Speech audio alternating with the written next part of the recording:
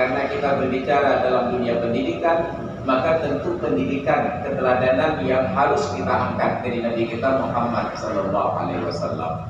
Benar pada duduk dipegang oleh Tengku Doktornya Mustaqim Nyo PTI Al-Hilal lagi gelombang laut napasung dah surut. Awak dia juga kadang-kadang rokok tsunami, awak dia anak kadang-kadang itu dikering. Naik turun. Dan itu bukan hanya PTI Al-Hilal, hampir semua lembaga pendidikan tinggi swasta demikian kondisinya. Kuliah namanya pun bersaing dengan usia, tapi tetap pasang surut. Babinanya dan kunci pantai gunung, yang bagai kerakap tumbuh di batu, hidup segar mati tak mau. Jika benar, karena tabiat masyarakat kita tidak ingin membentuk kebesaran pribadi, selalu ingin nebeng pada kebesaran orang lain. Tabiat mahasiswa-mahasiswa kita secara umum ingin keren dengan lembaga pendidikannya, bukan keren karena dirinya. Kemudian yang 4 kuliah di usia, 4 kuliah di UIN.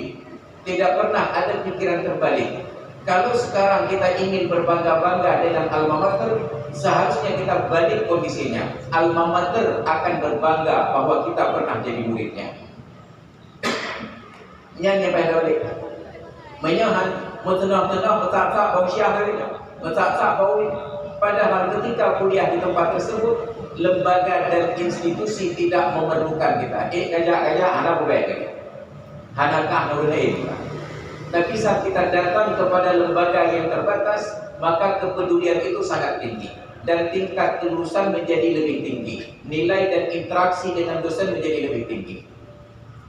Menyaur hukum pendidikan akan kejak ba'al hilal. Hana kejak di Rwanda. Ini kau tenang-tenang kau tak. Menapa hendak anda boleh. Menantai itu apa betul kau kecok. Ino lapangkan udaranya segar. Makanya tampil provokasi. Jangan berbangga-bangga dengan alma mater, tetapi usahakan alma mater yang akan berbangga dengan kita sebagai mahasiswa yang pernah berada di sini. Maka jika Kiban Bangga, Direktur Kiban Bangga, Ketua PTI Al-Hilal, begitu datang seorang mahasiswanya yang ternyata adalah Ketua DPR KPD. Langsung bukan, nyawa mahasiswa kamu aja. Betul bukan, karena Ketua DPR. Di sampingnya DPR juga. DPR juga, alhamdulillah. Mam nyawa kira aja mana buku. Enggak ada kamu dikira ayat yang kebanggaan, alma mater berbangga dengan kita. Maka Allah Ta'ala tidak ingin lahirkan Nabi Muhammad di pusat peradaban supaya Muhammad berbangga-bangga dengan peradabannya. Tapi Allah lahirkan Muhammad di tempat yang tidak tercatat dalam peta, agar tempat itu berbangga bahwa Muhammad lahir di sini. Yang logika terbalik. Maka BKB berbangga-bangga dengan tempat. Kita harus tempat itu yang kita rancang akan bangga dengan kapasitas kita. Intinya ketika kita berhasil, akan kita sebutkan hal-hal yang dulu pernah menjadi aib. Nabi Muhammad kecil, beliau produktif, beliau gerakkan ekonomi menjadi penggembala kambing. Jid tukang rabi kambing, bangga dari Imam Siti.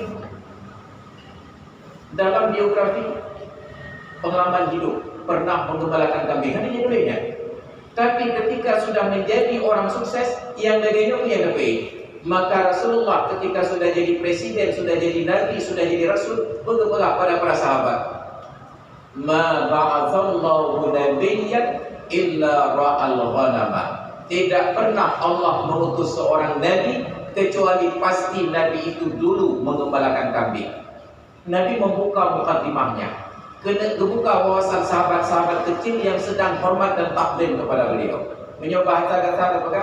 Jangan kalian pikir saya ini sangat hebat sekarang jadi presiden, jadi rasul.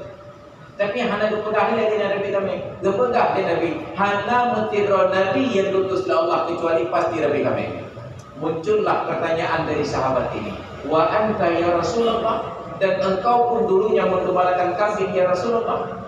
Maka dengan senyum bangga Nabi katakan, na'am, kuntu ar'aha ala qararita li ahli Makkah. Iya, dulu saya pernah menggembalakan kambing untuk mendapatkan upah beberapa kirat yang kambing itu milik warga Mekah. Jika Nabi berbangga bahwa dalam sejarah hidupnya pernah menjadi penggembala kambing. Bahkan bangga karena sudah sukses jadi presiden. Maka ketua DPRK akan bangga bercerita, jamun temu pelung lambe. Karena kajian ketua DPRK bang menyementang dengan lambe pelung dia juga. Segala hal-hal yang aib di masa lalu pada saat kita menapaki jenjang sukses kita akan ceritakan dengan bangga.